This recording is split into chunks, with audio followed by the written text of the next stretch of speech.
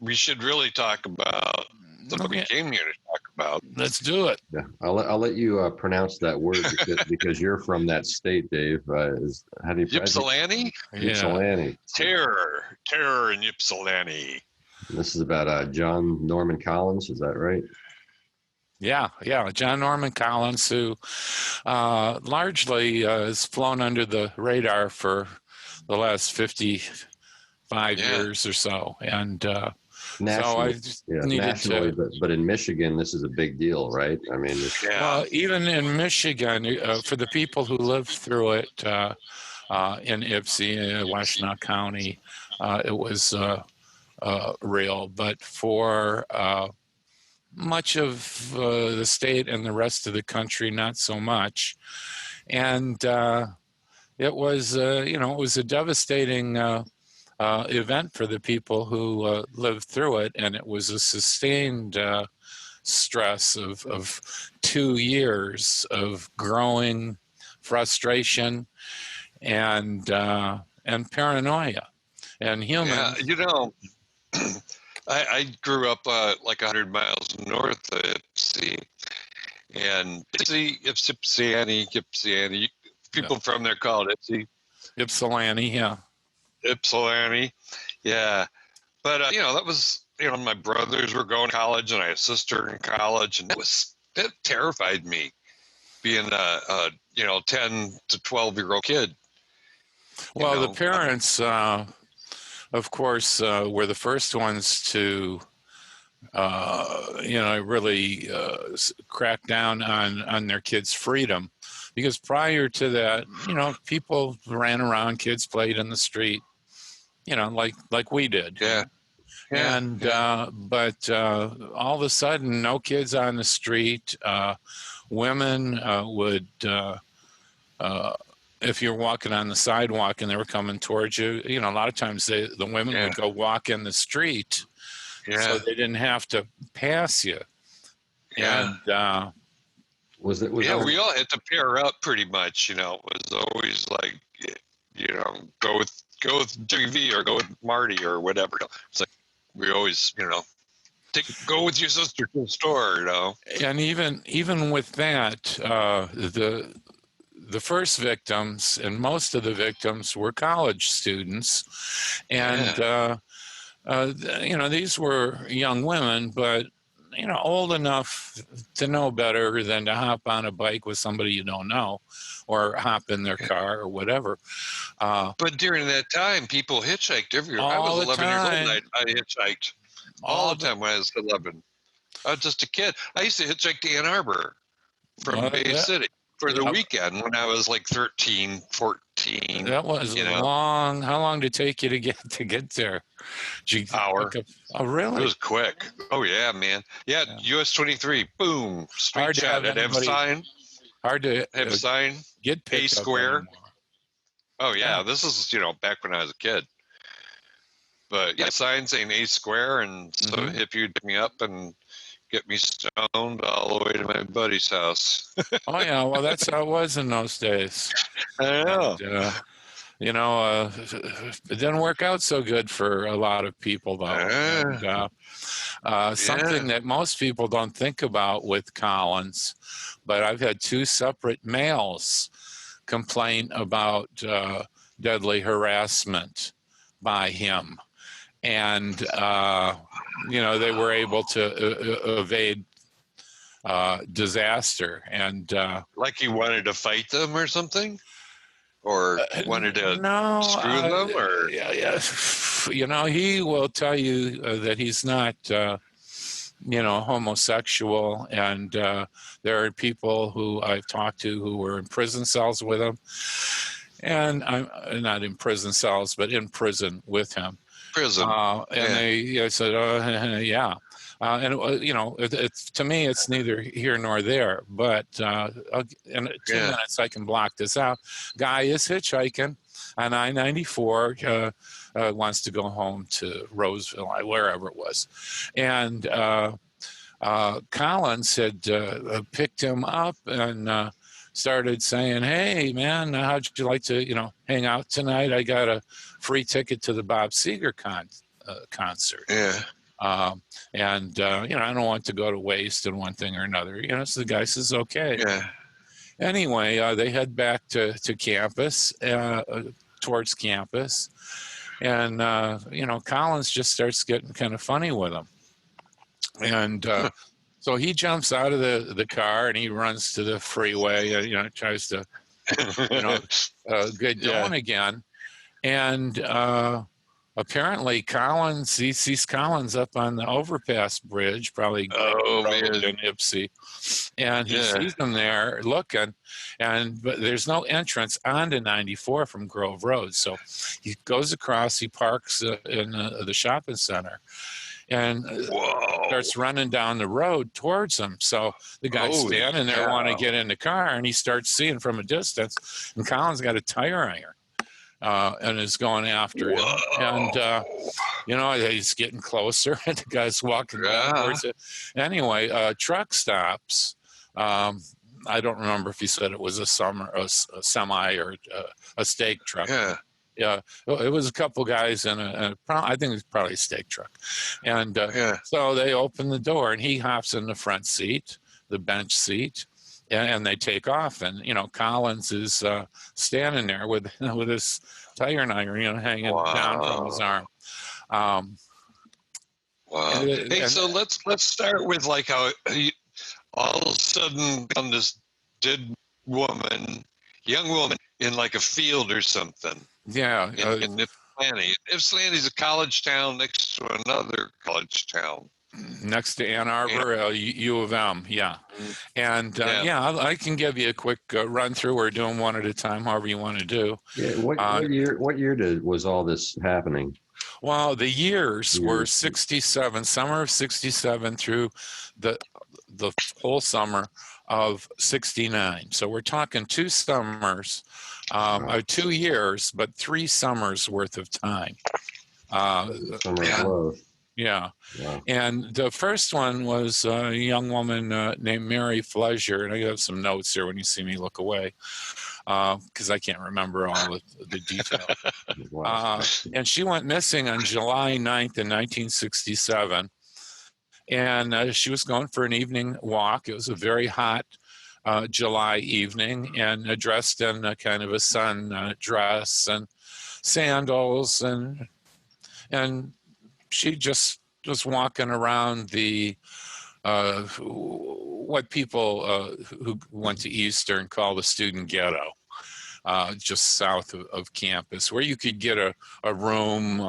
You didn't have to rent an apartment, or you could get whatever. So she lived there and was walking around, and eyewitnesses say that she was being harassed by a guy in a car. And this guy apparently circled the block, came back, and pulled in front of her, turned into a driveway, pulled in front of her, cut her off, from walking down the sidewalk. And she shook her head no, and just kind of walked in back of the car, around the car. And the guy got really PO'd and backed up real fast, and then he hit the gas real fast, and kicking up peeled out, smoke and dirt and whatever in the street. He peels off, and so she walked around the block. The eyewitnesses, there was nobody who saw her after she turned the corner, and was heading to her apartment, and probably was abducted in the parking lot. To cut to the chase, her body was found 30 days later, and on August 7th, 1967.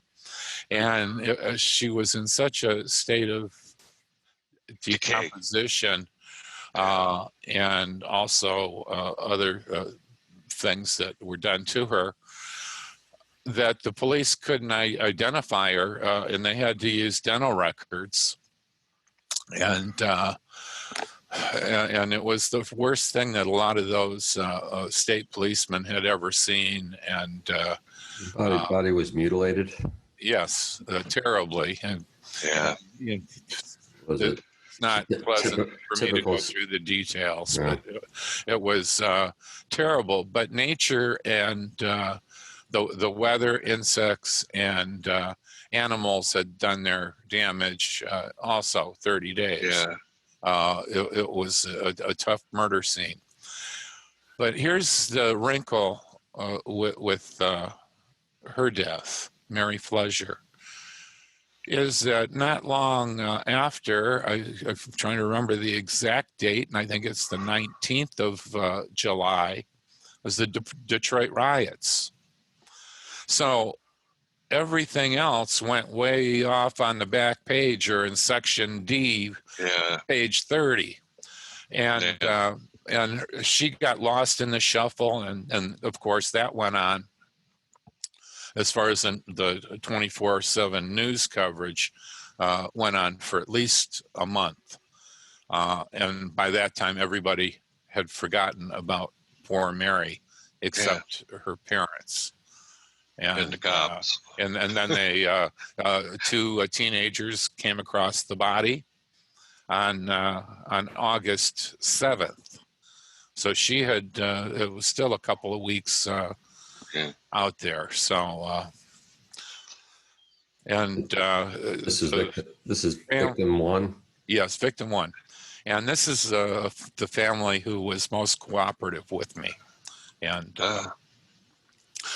really set the tone for the rest of the book, because they were concerned about the way their daughter was treated in the Michigan Murders book. They felt it was lurid, that there were a lot of innuendos, unproven assertions. Excuse me. Yeah. As to what? Negative towards her character? Or? Yes. Yeah. Character issues. And so I investigated, because I grew up I was in that neighborhood. I lived one block up the street from Collins. So I was in that same neighborhood. So I got to jump to this, because this is so great. But how many murders did Collins do when you and him got in a scuffle? Well, I would say one. Was he already a full-blown? No? Just one? No, the first one that I just described to you. And then Mary? Yeah, and the police told her I'm going to backtrack a little bit, told her parents that if we don't find this guy within the next 30 days, he will kill again within a year. And almost to the day, I'm talking 2-3 days off of that prediction, the second victim turns up, Joan Schell. Now, this is where I come into the story, and probably why, when I had the time and opportunity, that I wrote the book. On that Saturday that she was picked up, disappeared, and murdered, earlier in the evening, I was walking down the street with my girlfriend. And the party store, you get some milk and bread and a 6-pack of beer and whatever, Cheetos. So we're it's at night, and we're walking back to my apartment, and a convertible, drives up with 3 guys, college guys in it, and they try to pick my girlfriend up right out from under me. Oh, they're like, hey, baby. Yeah, right. Yeah, hey, why don't you go with that ever works? Go with the real man. Oh, yeah. Well, the worst come on world. And hey, babe, come on with the real man. Blah blah blah. So I got these bag of groceries, and I say, hey guys, this is my girlfriend. Give me a break. And you shut up, or we're gonna beat the mother, the snot out of you. And I love this girl so much. And she died a few years from being shot in the back. Another story. But she says, you faggots, and and she had a blue collar mouth on her. I want to tell you, you son, you whatever. Collins, or whoever was driving, I believe it was Collins, got frustrated. He was not used to women talking to him like that. Hits the gas pedal, spins the tires, so you see the pattern. And he's known to do that a lot when he's frustrated or when a girl shuts him down. He's trying to pick her up. And within, I think it was about an hour of that, maybe an hour and a half, they were still cruising. They were seen at McKinney Union, Student Union at Eastern Michigan University. Well, Joan Shell had gone out to take a bus to Ann Arbor because her boyfriend, who was AWOL from the Army, was waiting to see her. And she was anxious to see him. It had been a while. And the bus passes. It's full. Didn't even stop. And she's standing there wondering, how am I going to get to Ann Arbor? And Dave, you know how she got to Ann Arbor. She stuck her thumb out. And a thumb. Yeah. I thought I said tongue.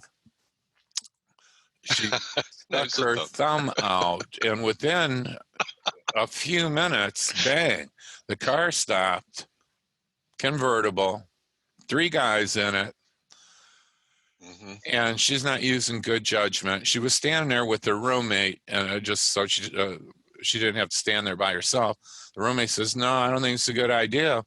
And she says, "Oh, it'll be okay." And she gets in the car and was never seen alive again by her roommate. And it wasn't until the next morning that the parents, Joan Shell's parents, called, and the roommate said she never came home last night, and so they started looking for her, and she never made it to Ann Arbor to the boyfriend either. So I left that out, and so they went into panic mode. That was the second. Took a year for the second murder to happen. And a few cops remembered that this reminds me of the first murder. Yeah. And they kind of filed it away, but, didn't think too much about it. And then about 9 months later, the third murder takes place. And they still haven't found the second, right? Oh, no, they had found it. They found her just a couple of days. Let's see. I have it in my notes. They found her. Yeah, I don't have it exactly, but it was July 1st when she got picked up.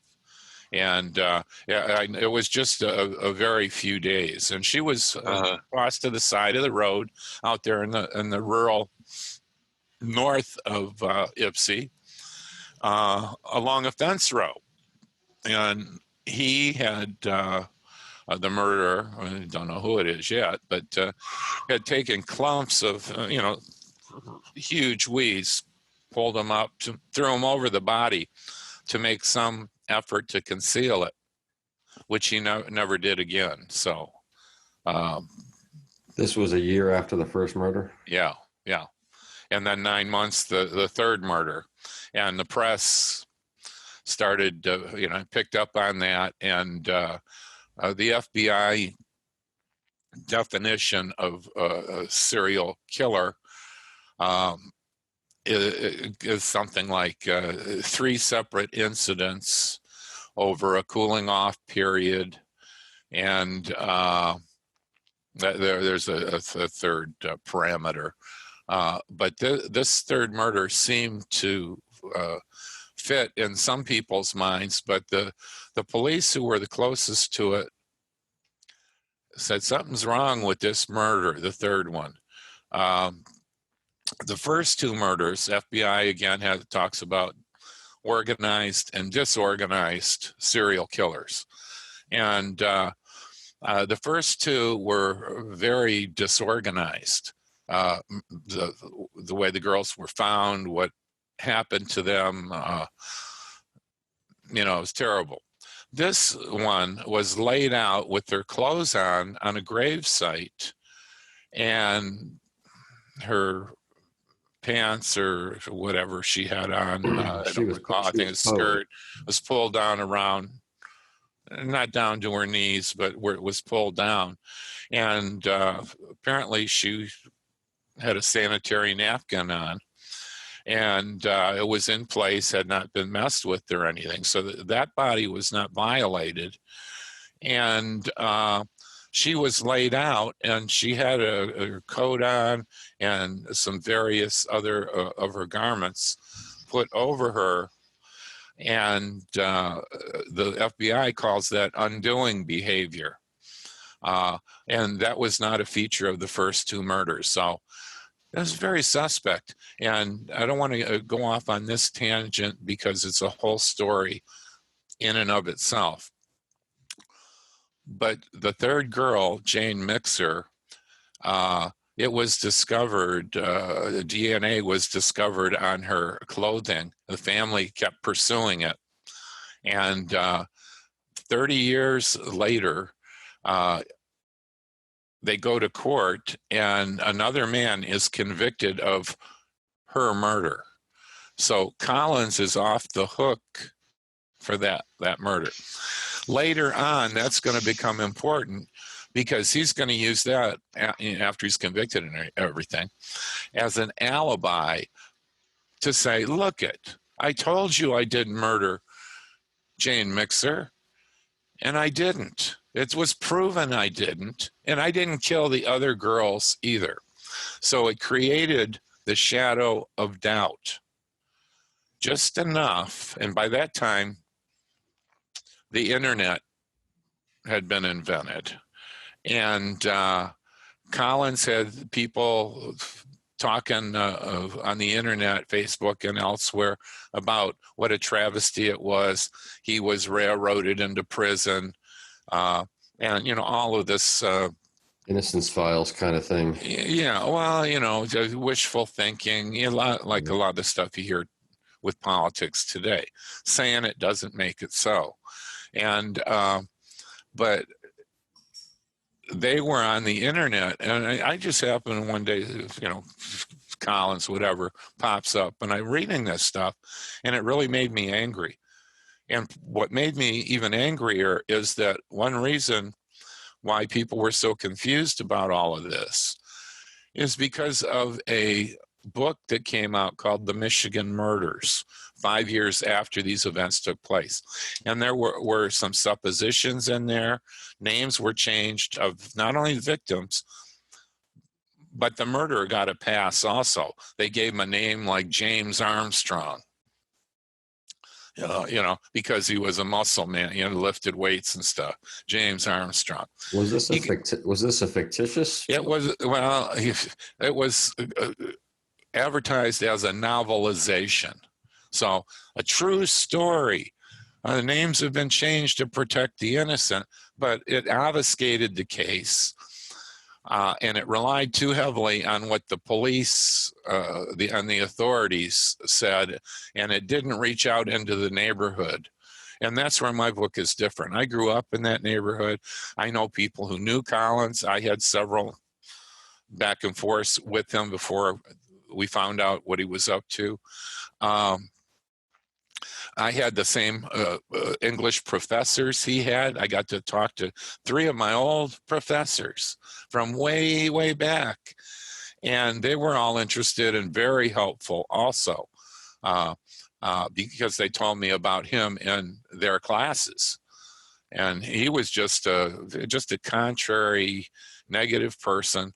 And to a man, these 3 professors said, oh, yeah, he came in, he would find somebody who looked like she was real smart, or he'd sit next to her, flirt a little bit, and then get her to take notes, and he wouldn't even go to class. And it's not that like that never happened before. I mean, a lot of people have pulled that. Yeah. But that's how he was able to get by in school without doing very much at all of the work. And when he would come to class, he'd be argumentative. So I guess he had a group of friends, and it sounds like with the second victim, she was picked up in a convertible with 3 other guys, and your situation that you had with your girlfriend, there were 3 guys in that car as well. Mm-hmm. So was anyone else ever brought to trial for any of these murders as an accomplice? Well, this is such a pregnant story, because you can write a book about any number of things, and Arnie Davis is the name that I think you want here. He was in the car, and the third person in the car was never revealed by Collins or by Arnie Davis. And there are lots of theories who it could be. I think it was somebody that they were both afraid of. So he had to be one bad dude.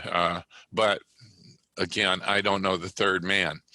And what happened is they picked her up, the three of them.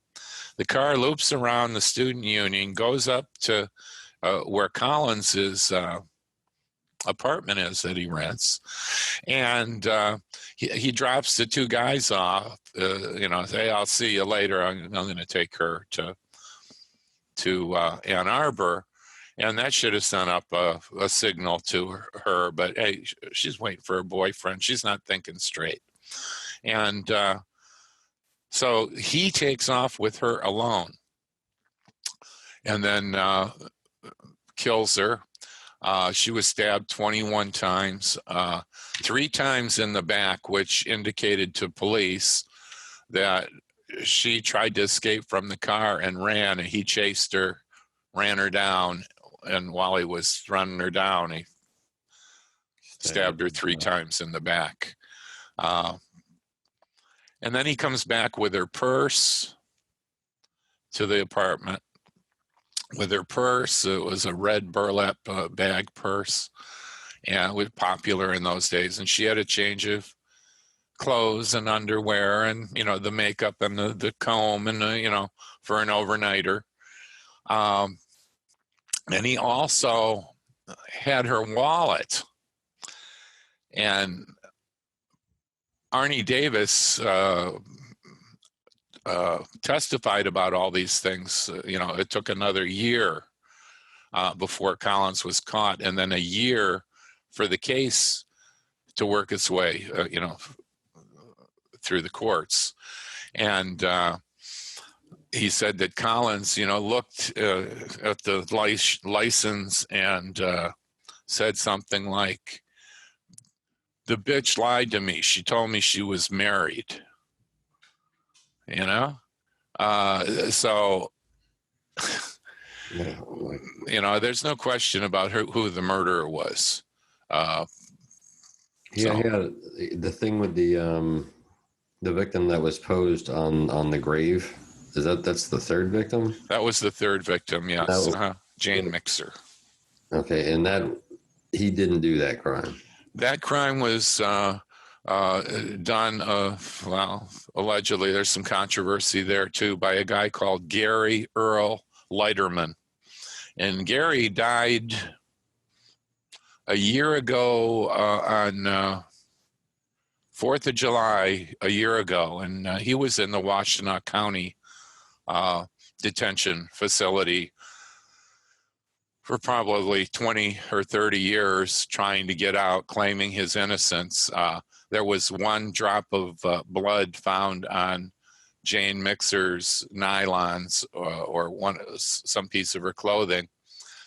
And they got a direct hit, one, bang, and it was Gregory Earl Lighterman, who happened to be a male nurse. And I don't know how that fits into the story, but there's I heard another story involved with somebody that this guy took out and for a date, and apparently wanted to take her brought her to her door or something like that. Went to drop her off and then said wanted to take her for some other ride real quick or show her something, and she said no, and she said, and he said, you're on your period, aren't you? And she said, how do you know that? And he's like, I smelled it, something like that. And it's just that made me think with the maxi pad thing that maybe could have been him, because he seemed to have a fixation with that. don't know if you'd heard that story. Oh, yeah, I heard it. But I'm not a real. I don't want to give it more weight than it needs. Yeah. And okay, so he has maybe a sensitive smell. The fact that it triggered a blind rage. Yeah. I find that to be a little melodramatic, because that was put out there before they caught Collins, and it was like let's come up with his MO, and so they put stuff out there that was not necessarily true, and police do that a lot of times to catch a guilty person, or to eliminate somebody who's not guilty but is like a copycat killer. And then they'll say, oh, well, what was the color of her scarf? And they say green. No, it was red. You're out of there. Misinformation. Yeah. Pick them up. Yeah, and they do that. And but no, there was a story. I don't know if you're mixing two things together here, but it's worth going into. Why did he do this? What's the root of his anger? Is he a mad dog? What is it? He hates women. And the police wanted to say, well, he always killed girls that had kind of medium length brunette hair, and they all had pierced earrings, and they all didn't have pierced earrings. All of them were not raped. Most of them were. But all of them, there were differences in the story, but that's what they put out in the press, and hoping to get a reaction again from the murderer. And eventually they did get a reaction from him. But let me go back. Here's my theory. There were two women in his life that should have been, in his mind, more nurturing than they were. One, his mother.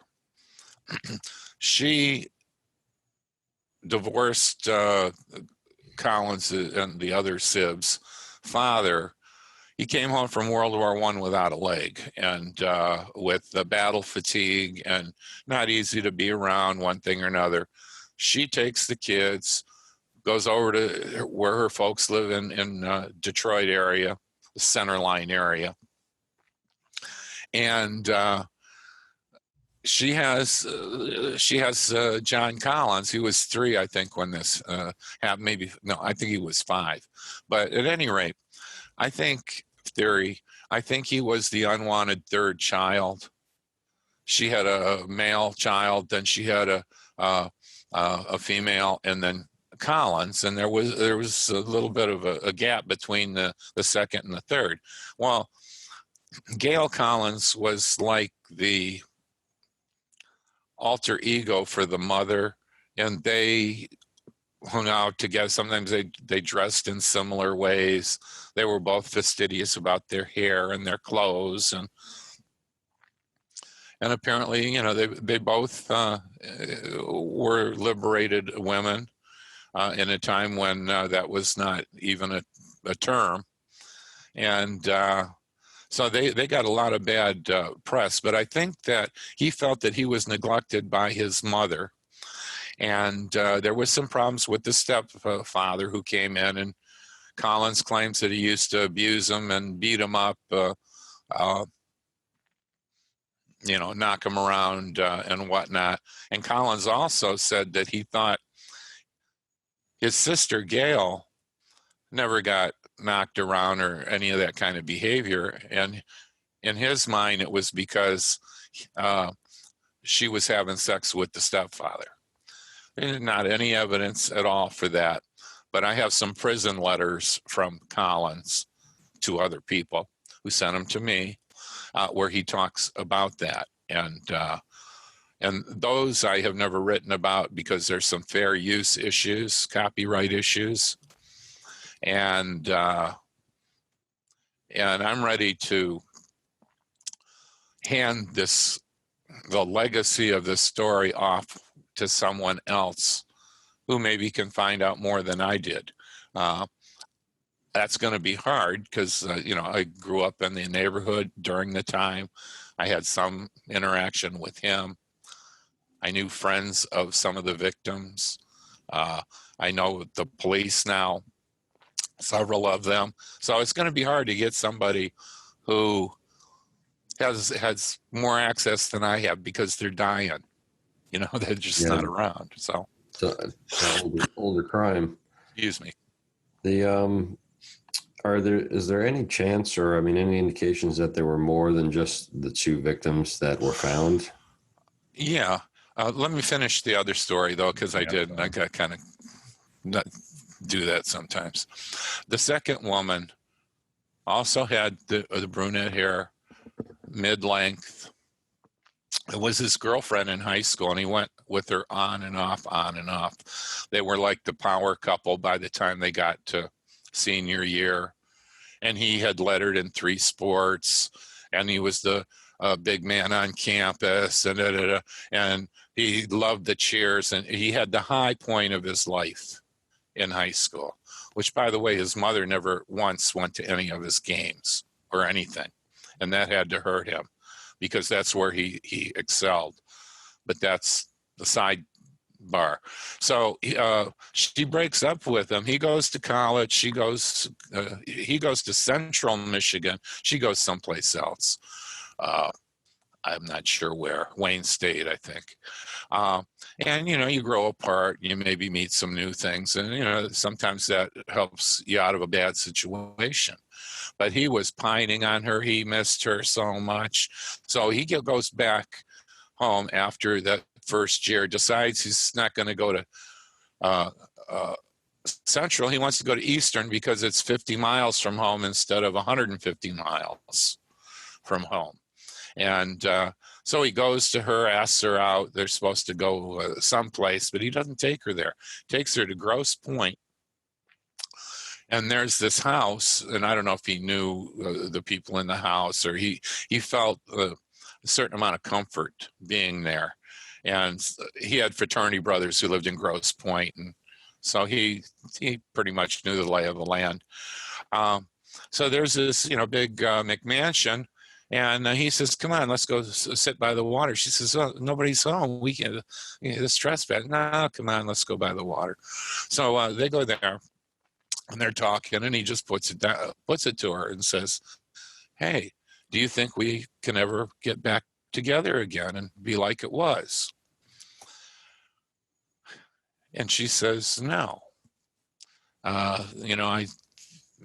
We need to meet other people, make up the rest of the dialogue." But he was devastated. And it was not long after that, he went to Eastern for a year in 66. And it was the following summer in 67 that the first girl was killed. And I think it was because of those 2 disappointments with women that he felt like he couldn't trust women. That women were, liars, and women are, going to let you down. He's a woman hater. There's a lot of examples or similarities between the Ted Bundy's case. Yeah, there is. It's almost like Bundy is a clone of Collins, but Collins was buried in history. And I think we talked in the last interview about this, that 1 week into John Collins's case for the murder of Karen Sue Bindeman, 1 week into jury selection, that Saturday, the Helter Skelter murders took place out in the Hollywood Hills. Mm-hmm. And you know what happened there? Mm-hmm. And it drew all of the press. There was some international press from English-speaking countries, Britain and Canada, and but it drew the international and the national press all out to the Hollywood Hills. And that show was a lot more interesting than a guy dressed up in a suit and a tie. Well, plus it's high profile victims, very famous victims. Oh, yeah. And so that was one of the reasons why my guy got kind of buried under all of that. And even though somebody did write a book 5 years later, it just didn't cut it. Yeah. It just didn't cut it. So I wrote my book, and it was a motivation to tell his story that had never been told. And I told it as fully as I possibly could. Spent a lot of money on the Freedom of Information Act materials, and I had a researcher, Ryan M. Place. I always like to credit him because this book would have been a shell of what it is without his help. I was in California writing. He was in Detroit and Ann Arbor doing a lot of the groundwork, the footwork for me. And I wrote the book, no question about that. But I couldn't have done it without him. Okay. Yeah, that access. We can't hear you, Dave. Sorry. I see Dave talking, but I don't hear him. Yeah.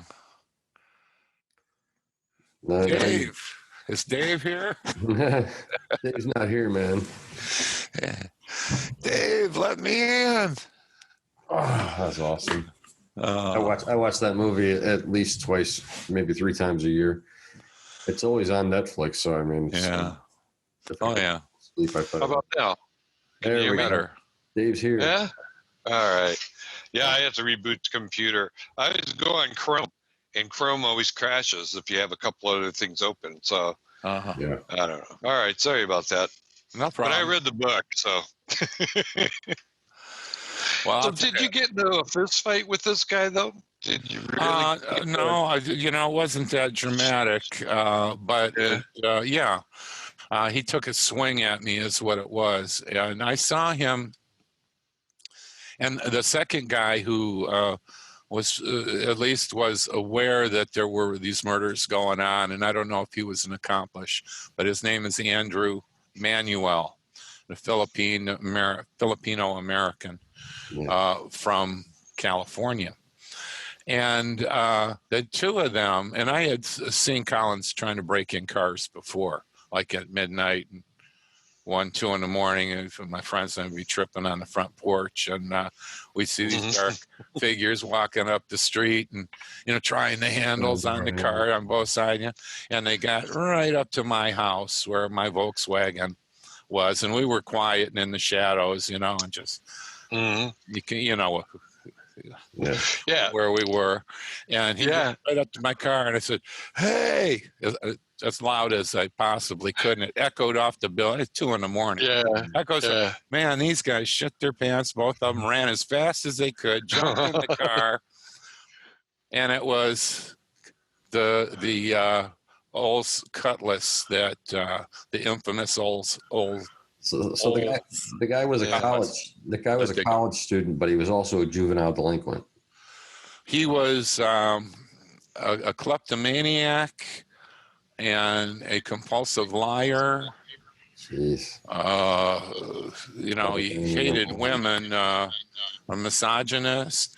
He hated them and loved them. It's funny because there were women who asked their friends to fix them up with him.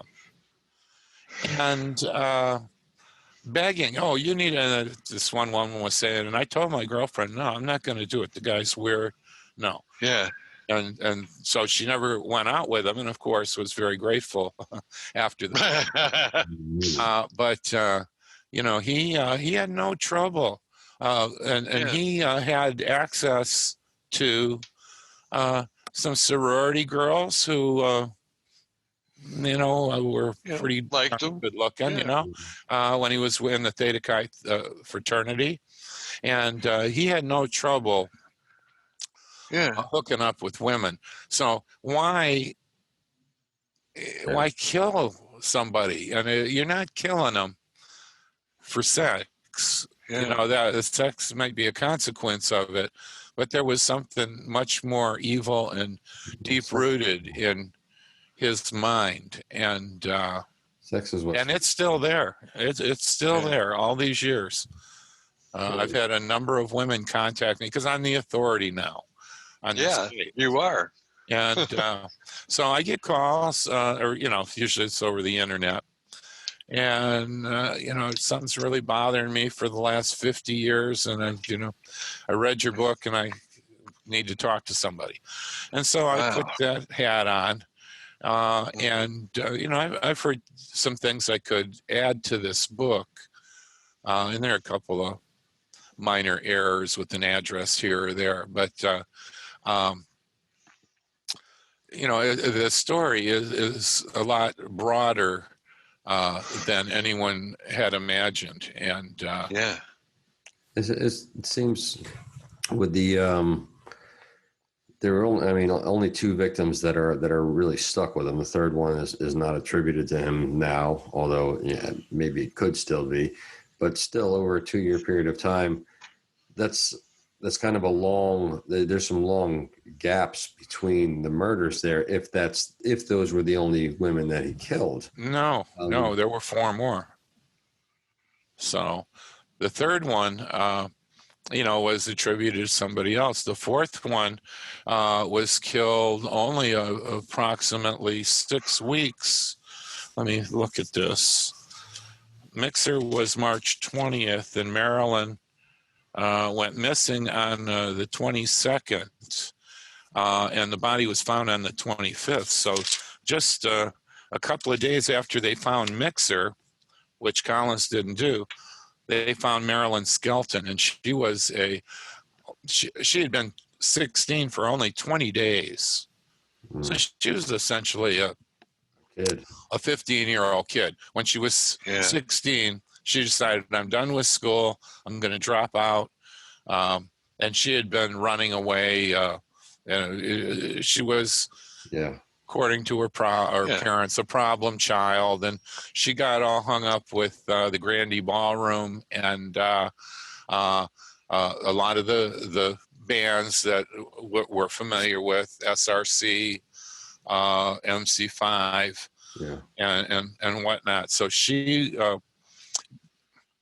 got hooked up with that Translove Energy Group in Ann Arbor with John Sinclair. And what happened with her murder, she was battered and beat up worse than any of the others. And I found out from a couple of different people, so I corroborated it, that Marilyn Skelton had taken women's defense classes at Belleville High School. No, Romulus High School. I have family that 3 people who taught there, so I've got that link as well. And so my cousins live there. Belleville, and so she took this course and apparently was pretty good at it, according to her friends after she died. And what I think he did, he picked her up, took her out to a house on Gettys Road, which was just 1.5 miles, maybe 2 miles north of the campus of EMU, abandoned farmhouse, battered her pretty well. And my guess is that she defended herself. I mean, what other recourse does she have? And so I think she landed a kick in the groin area, and that just enraged him even further. He hits her with the branch and ruptures the eye socket, the bones in the eye socket, and he takes off about 17 inches of a branch and shoves it, up her private parts repeatedly. Terrible.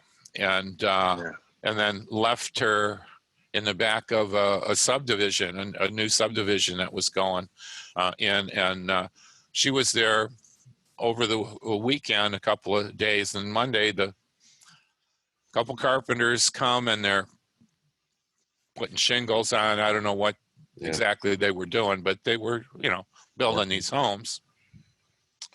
And they look out the window and they see a body. No, that's not how it went. Somebody in a road crew was out doing the, putting in the electrical lines and the sewer pipes and all of that along the road, and looked in a little rise, and they said, "Is that a body over there?" So they walked up there, saw indeed it was a body. It wasn't their property. They didn't want to get overly involved, complicated with it, but they saw these carpenters and said, "Hey, in the back of this house, your house here, we think there's a body. Would you, check it out?" And he did, and that's the man who called the police. That man was my landlord. Oh, wow. Yeah. Wow. Ben Romans. Jeez. So, I had to write the book. Who else? Yeah. Well, it seems like you were meant to. Yeah. It worked out that way, and it's been good to me too. He was only tried for 3 murders then? He was only tried for 1, and that's a travesty.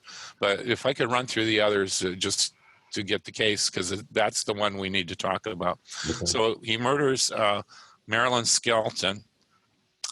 The time starts contracting. Then he murders a 14-year-old. This is the first and the only person from Ypsilanti, a junior high kid, Don Basom.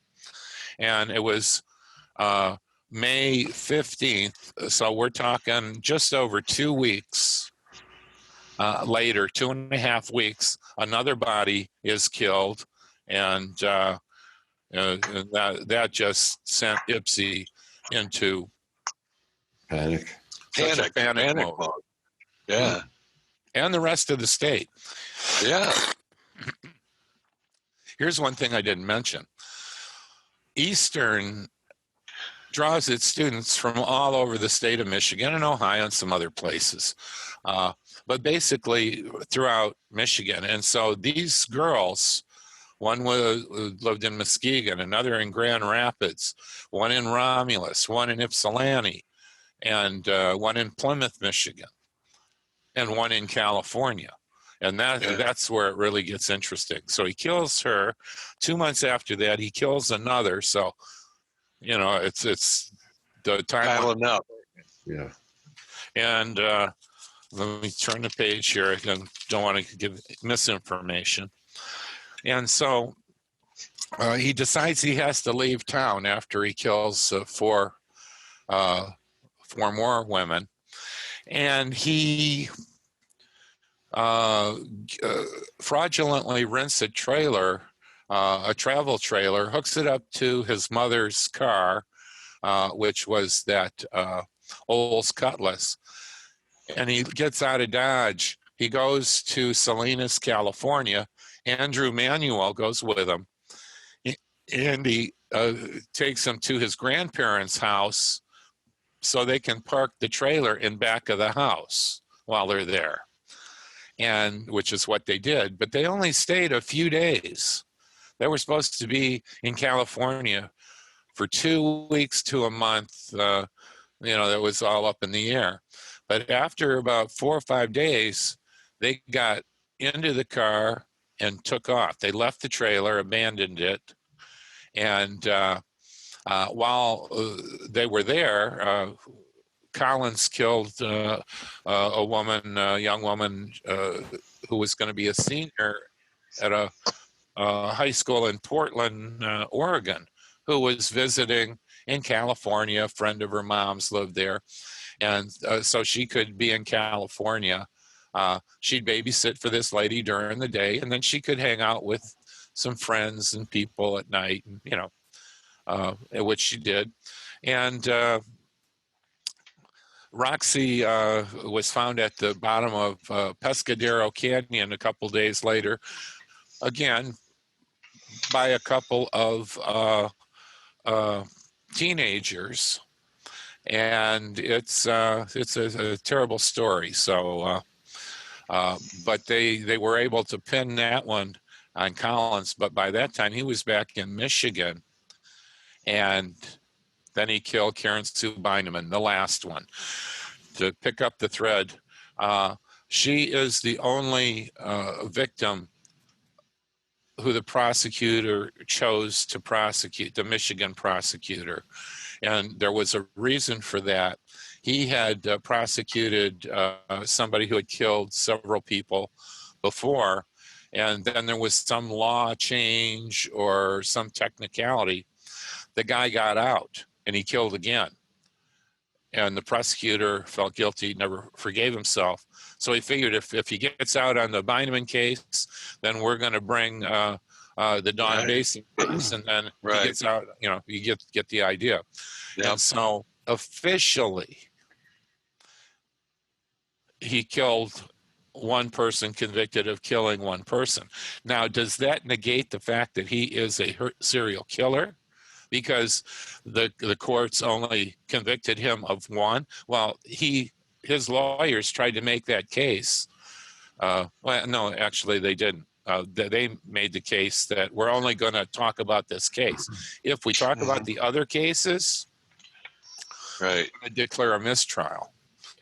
And so it was eggshells. In the court case, I had a lot of fun. I shouldn't say that with the subject matter of this book. But I did have a lot of fun putting together the court case against John Collins, because that had never been gone through in any detail. And I went through every newspaper. I'm telling you, hundreds of newspapers from all over the state of Michigan. And whenever I get a bit of dialogue from the case, that would be reported, I pieced all that together.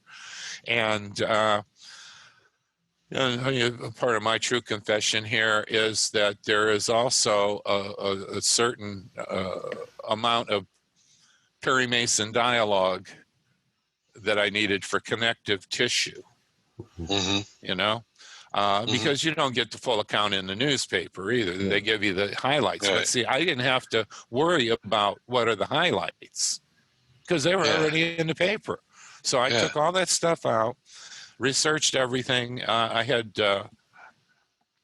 all kinds of materials. And so my professor who sat through every case and was writing his own book, which I didn't know, 50 years later, here, I got a book. You think, really? I've been working on one for 50 years. And I felt kind of bad. Yeah. But hey, I was ready to go to print and he wasn't. So I went. And he died 2 months after I saw him. But he said, Greg, he says, I read your book twice. He said, how did you get that court case so exact? I was in that courtroom for every session, and it made the hair on the back of my neck stand up. And I thought, damn, I did it. Yeah. Yeah. And so that's part 2 of the book. That's every court transcript. Yeah. You got the actual everything that the lawyers said to anybody. Was it anything that happened in that courtroom, you got to read it. And it was, I didn't have a transcript. I could not find a transcript. Wow. No, I looked, I went everywhere, Freedom of Information Act, the state police, and, my researcher could speak more authoritatively on it. But we tried very, very hard to get that. And I went to the archives at the Ann Arbor County building where the courts are located. And I had this old guy there who was so helpful because he remembered this case. He was working in the building when it was going on all those years. And he comes up and he says, all I found was this index card that had written on it all the dates when the transcripts were sent to somebody, like to federal court, or they'd even went to the Michigan Supreme Court, got bounced out in a New York minute. And so there were 6 or 7 places where it had gone, and then there were no more entries. Never made it back. Apparently, there was a purge, and that's so true of government documents. And people say, "How can that be? That's not right. You can find those, yeah. Well, you find them for me, and I'll give you $1,000." Yeah. Not if it was a physical piece of paper and before microfiche and before computers, then yeah, it could have. I mean, how many courthouses have caught fire and it was just like, well, we lost everything before 32. You know, it's funny when you do a Freedom of Information Act to a local police department. Or a newspaper, and you hear 2 stories when they don't want to give you something. We lost it in the flood, or we lost it in the fire. I went to the Ypsi cops. I said, "Hey, what do you guys have on this?" He said, "When did it happen?"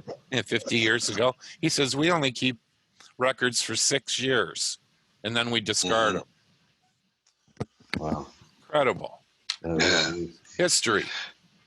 So is it possible that if Collins gets paroled, they can charge him with another murder then? Yes, but he'll never get paroled. Right back in there. No, he'll never get paroled, but no. That could happen.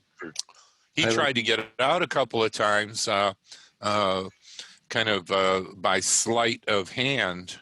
And again, that first time he was found out, and he was one signature away, a Canadian signature, the Ottawa, not immigration department, but it had something to do with the government, Canadian government at the highest levels. Wow. One signature, and then it broke that Collins was bragging in Marquette that he was going to get out and he was going to go to a international prisoner exchange and serve out a lighter sentence in Canada. Because they don't their parole and their whole attitude is different than in America. So after 15 years in the can, that you can get whatever they call it, it's different, a work release program.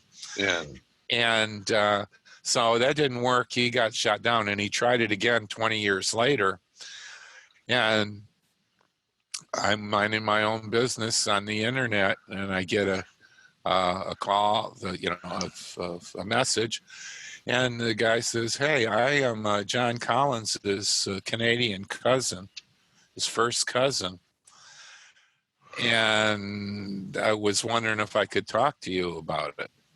And I said, "Oh, yes, you can." And man, did this guy open up. And I got a lot of Collins's letters that he wrote to him. And what Collins was trying to do was use the cousin as a sponsor. And if he had a sponsor, it would make him easier to get the international prison transfer. And the guy was scared to death. He lived alone while he lived with his mother. And how is that legal though? This happened in Michigan, a state in the United States. There was an international treaty that was signed by the United States and Canada. And his parents were Canadian, right? His father was Canadian. His mother was not. She was born in the Detroit area. But his father was in Walkerville, which is, what would you call that? I guess East Windsor. And, where all the distilleries were. Yeah. And that's where Collins was born. So he was trying to get stationed closer to his father or at least that was on paper. I want to be closer to my father. I want to be by my family, and I never felt that America was my home, and I've got dual citizenship. He did.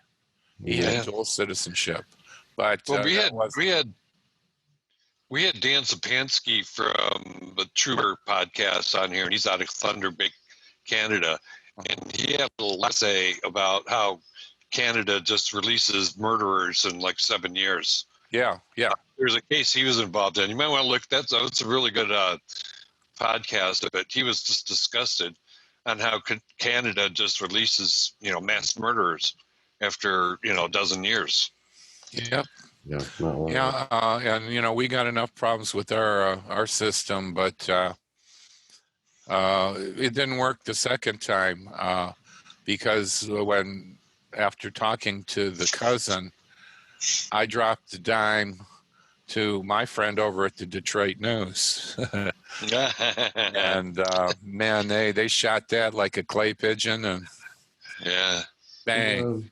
And that was the end for him. And part of that problem, and I talk about this in the book too, is that he changed his name back to his father's name, John Chapman. Well, this cousin is also named John Chapman. Oh, man. There was a guy in Marquette Prison, another guy called John Chapman. So he kind of was able to obscure who he really was. Yeah. And he had his name changed. I got the paperwork in Macomb County. So the prison had to change their records and start calling him John Chapman. Well, after this Canadian fiasco, somebody in the legislature passed a law saying whatever name you are arrested under is what you're going to go by the whole time. Yeah. Mm-hmm. So there would not be this kind of ambiguity again. Yeah. There's a lot of other cases out there with other serial killers or other killers, period, that have been tried for more than one crime. Like Henry Lee Lucas, which were fake crimes. But I was just wondering, because he had actually committed murder here in California too, why didn't California go after him as well? Well, they did. They tried to, and Governor Reagan and our governor, William Milliken, and their attorney generals went back and forth. California actually had a stronger case. It was a slam dunk. But they also had a provision in their law that said that if they extradite somebody and they're tried in the state of California and they're found innocent, that California does not have the jurisdiction to keep them under arrest, and the possibility of Collins going free was out there. And so the Michigan Attorney General, and I'll think of his name in a couple hours, Frank Kelly, said, Milliken, no. Explained it.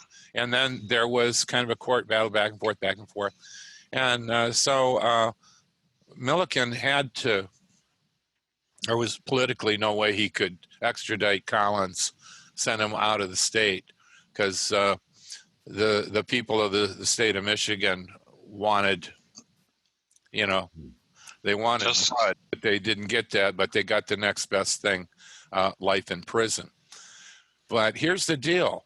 They said, okay, after that, then, we'll be interested in extraditing him.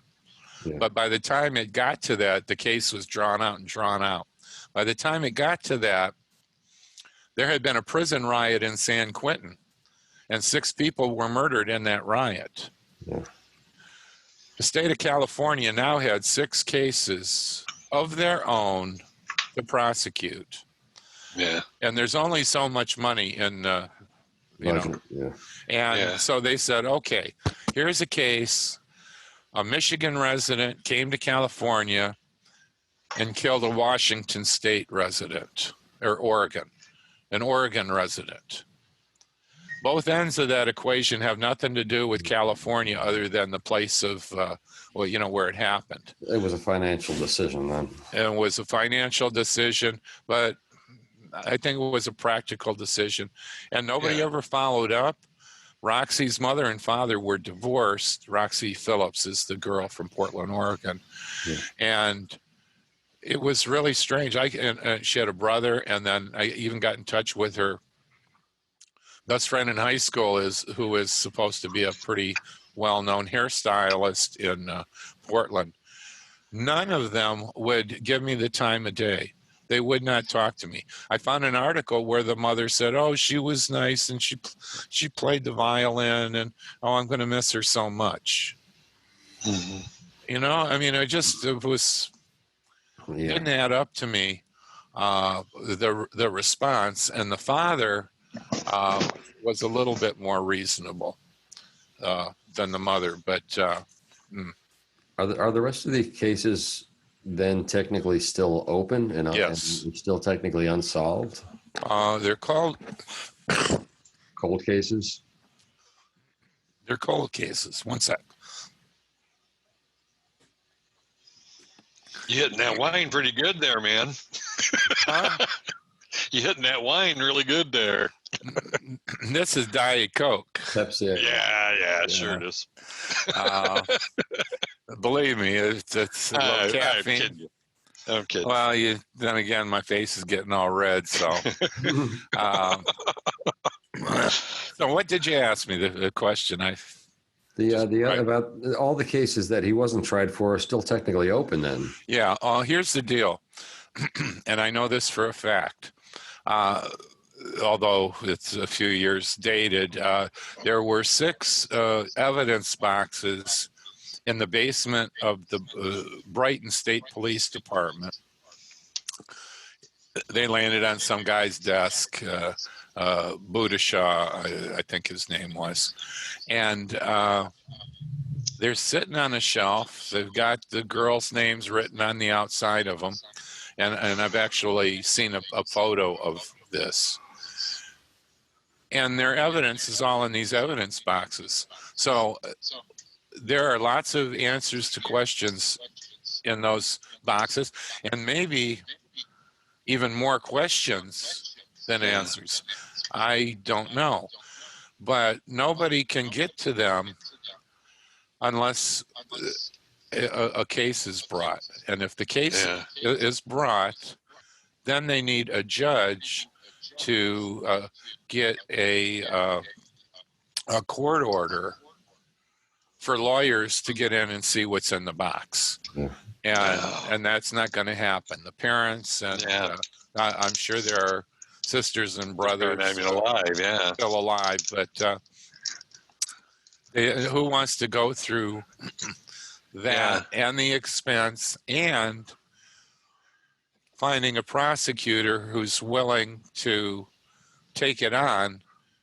And prosecutors already have a bulging caseload.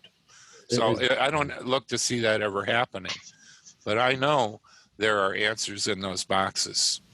Is there any kind of closure then for the families of these victims that weren't brought to trial? Do they know that this was the guy because of the police talk to them, or because, I only talked to relatives of 2 of the victims. I tried to talk to more, but again, for most of them had passed away, and sisters and brothers didn't want to relive it again, and I totally understand that. So, but closure, is there ever closure? I don't think so, but I was really glad to discover that a lot of people who have been holding their frustration and their angst and anger and fear for 50 years and didn't want to talk about it to their relatives, their nieces or nephews or their grandkids, and then the book came out, and I got some backlash at first. But when they saw that I took a sensitive approach, how are you sensitive with something as horrible as this? Yeah. But I did not exploit it, and I didn't put any pictures of bodies or, Yeah, you were a true historian about it. I wanted it to be a class act, and people said, I was I cried, but I feel so good. And not everybody, but so many people. Yeah. And now it's part of the Ypsi history because, Ypsi's a small town, and we don't want that. We'll sweep it under the rug. And they were sweeping, and it was under there. I went to the Historical Society. They had nothing on this to speak of, nothing. I said, my God. I went to EMU. I said, hey, I'm working on this book, and I was wondering if I could, maybe get into your archives on this and one thing or another. And they were not cooperative. I did eventually get to see what they had, and I had about 10 times more than they had. Wow. But I got to see it. Wow. I only got to see it because one of the desk librarians at the college library was a former student of mine at Ypsilanti. That's another reason why I'm the guy who wrote this book. See, I was able to talk to Dawn Basam's friends because I had them as students. I would have had Dawn as a student in English class in the 9th grade. Wow. And but she never made it. Yeah. I got just one more question, and I guess it's for both you and Dave, because you were both residents at the time when the murders happened, and I guess when the murders ended. When they caught him, when you knew it was the guy and he was off the street, was there an overwhelming sense of relief? Because you see, I mean, he set off a panic in such a small community. I know you said there's national news that overshadowed it, but in that small town, was it just like just a big sigh, like, oh, thank God that monster's off of our streets? How did your families, how did everybody around you kind of react to that when you knew it was over? I do have an answer, and the answer is no, because they weren't sure that there wasn't an accomplice or two still running around out there. There was great interest, and it was when he was arraigned at the Ypsilanti courthouse, there was almost not a carnival atmosphere. It was very subdued, but there were a lot of crowds. Everybody wanted to see this guy, and they made sure they gave him a good perp walk. So the press and everybody could get pictures of him and restraints and everything. But no, and even today there are lots of people who believe are convinced that he had help. And when people ask me, all I can say is that Arnie Davis was at the very least an accessory before the fact. He knew Collins went with her. He knew she was dead. He didn't say anything. And what other complicity he has, I don't know. But a lot of people say that Arnie in some ways was creepier than Collins. And the other is Andrew Manuel, who went out to California with him. He surely knew that Roxy Phillips was murdered by Collins. I believe he knew that Alice Callum was murdered by Collins. And here is a fact that most people don't know, but I've had it corroborated, that the body of Alice Callum, K-A-L-O-M, had so much semen in her, more than one man could produce. And so that suggests to me that these two guys had their way with her. Damn. They're both dead now. Arnie died a year and a half ago, playing a violin in the church orchestra, chamber music. Sweet angelic man. And as far as I've been able to determine, and it was in a negative kind of logic that the other guy died in Yuma prison, because we found an obit for Andrew Manuel that the age lined up real well. And so I called Yuma prison. You know, I could drive out there in 3 hours, 2 hours, and see what they had on them. Anyway, they said, "Are you family?" And no, I'm not. I'm a writer. And da da da. They said, "Well, we can only release that information to family." And I figured. So you called back and said you're his brother, and yeah, ole, yeah, no. Yeah. No, and so that suggests to me that he died while he was in prison, and he was pretty much a career criminal. Yeah.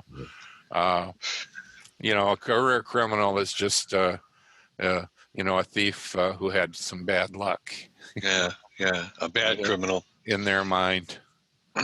Right. For me, being a kid in Michigan at that time, I know my parents were really cautious. Like after that was kind of like the end of innocence in Michigan. Yes, as far as before, it was like the hippies. Oh, they're the hippies or whatever, or the kids and blah blah blah. And my dad always picked up hitchhikers and stuff. And after that, it was like it changed. Yeah, it did. And nationally, it's changed too. The times are a lot different, and even we are a lot different. Yeah. It's funny. It's different time periods. So everybody's from your generation. I've heard that the end of the innocence happened in the 60s. The serial killer decade is known as the 70s and 70s, the golden age of serial killers. Age, right? But then for me in the 1980s, it was the golden age of child abduction. And so that's like, that's what I remember in the 70s. Don't remember really being aware of it. We trick or treated, we hung out all hours of the day, and even into the early 80s. But around like 83, 84 or something like that, maybe a little bit earlier than that, I just remember suddenly there being a panic, and you got to keep an eye on your little brother because there's somebody going to drive around and pick him up and going to take off with him. Well, and two, you're talking the era of the milk carton exactly, thing, and so you couldn't get away from it. You're eating your cereal, and what do? You read the Cheerios box, and then when you're done with that, you look over at the milk carton and staring at missing kids. There's who knows what happens up there with kids. But go ahead. In 1983, I was living in Columbus, Ohio, and this little girl, she was like 9 or 10, coming home from school. She made it home, and like these were kids that walked past our house, and it was like a bunch of college students living in this big house, and that really shook up the neighborhood. And this summer, they found her like about 6 months later in a cornfield, and this summer they found out who it was through DNA. And the guy had been dead for about 10 years and was a career criminal. But at least they found out who the hell did it. Yeah, I had somebody contact me just yesterday about a guy called Nuss. I can't think of what his first name was, but he worked at Milan Prison in an experimental prison release program, and he killed 2 men, homosexual murders, and then killed them. One of them on outside of where he worked at Milan Prison. So because it was on federal property, it was a federal case, and he ended up in Ionia. Where they put the crazy people in Michigan, prisoners. Yeah. So he ended up there, and I'm trying to find out the details of his death. But this woman said that again, this is like over 50 years, and she was like, I think she said 8 years old when these murders happened in Ypsi, 1966, and terrible. And it's 8 years old. She didn't totally understand what was being said, but she knew from the way her parents were talking and that it was very disturbing to her. And she said, "Do you know anything about it?" And I knew the name, but I said, "No, but I'll look into it." And, I write about most things that I find about historically, but I just can't force myself to write on this one. So I'm going to write her personally. I said, do you really want to know? Because if you do, I can send you the newspaper articles. But, it's a terrible world. And people... They're monsters. Yeah. We don't need. And on any given day, anything can happen to anybody. And in these uncertain times, I'm just so glad I'm not a kid and that I grew up when I grew up, because it's not, that world is gone. Yeah. We're the last of the pre-computer people. Last time you could really make an ass out of yourself as a teenager and not anybody have video proof of it because everybody has a phone in their pocket. Yeah. And I know of a lot of stories of people and even, adults. I was a teacher and, they get a little crazy sometime and, they forget they have something on their phone that shouldn't be out there. And it's always embarrassing when you're caught with your pants down. It can be life-changing. Yeah. It can be life-changing too if it's. Yeah. Well, I hope we figure out what to do about unbridled social media, because it's. I think there's going to be a backlash. It's got a dark side. Just like Puritanism, came after all the debauchery. That's you're going to have a lot of backlash where some people are just checking out completely, or. Yeah. Well, the sacred always follows the profane. That's all I can say. Wow. Well, thank you, Greg. Pretty heavy there. You're welcome.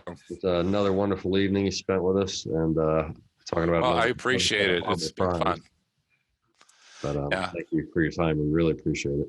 Yeah, and I really it's great. Enjoyed the first production you guys did, and I'm sending it around, so I hope you get some some hits on it.